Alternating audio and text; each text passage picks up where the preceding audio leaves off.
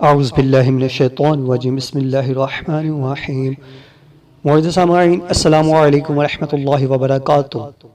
आप सब लोगों का अरमान टीवी पे एक बार फिर खुशामदीद। आज मैं छोटा सा और पावरफुल वजीफ़ा लेकर आया हूँ जो ये करेगा इंशाअल्लाह अज़्ज़ वजल उसके रास्ते में सारी रुकावटें दूर होती जाएगी। टाइटल तो आपने रीड कर लिया होगा, मर्जी की शादी। और आप लोग जानते ही हैं कि इस्लाम ने इस चीज़ की इजाज़त दी है कि इंसान अपनी मर्ज़ी से शादी कर सकता है, यानी निकाह कर सकता है। तो टाइम वेस्ट करने के बजाय चलते हैं हम अपनी वीडियो की तरफ। जायज़ तौर पर शादी अपनी मर्ज़ी के मुताबिक करने के लिए इन अफराद को अपने रास्ते से हटाने के लिए, यानी कि जो रुकावट बने हुए हैं, जो इस जायज़ काम में खलल पैदा करते हों।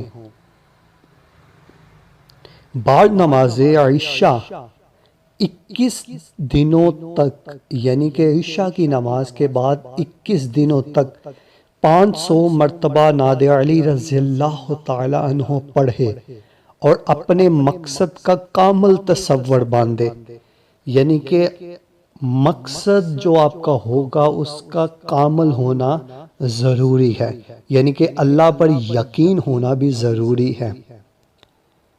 तो अल्लाह के हुक्म से अगर अल्लाह ने चाहा तो शादी वहाँ ज़रूर होगी जहाँ के लिए इस अमल को किया जाएगा। याद रहिए कि ये वजीफ़ा नाजायज़ तौर पर इस्तेमाल ना किया जाए, ये इंसान पर उल्ट भी पड़ सकता है।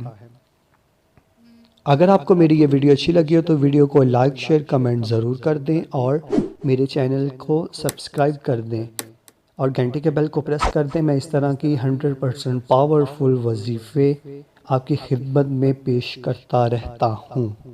जज़ाकल्लाहु व खैरा।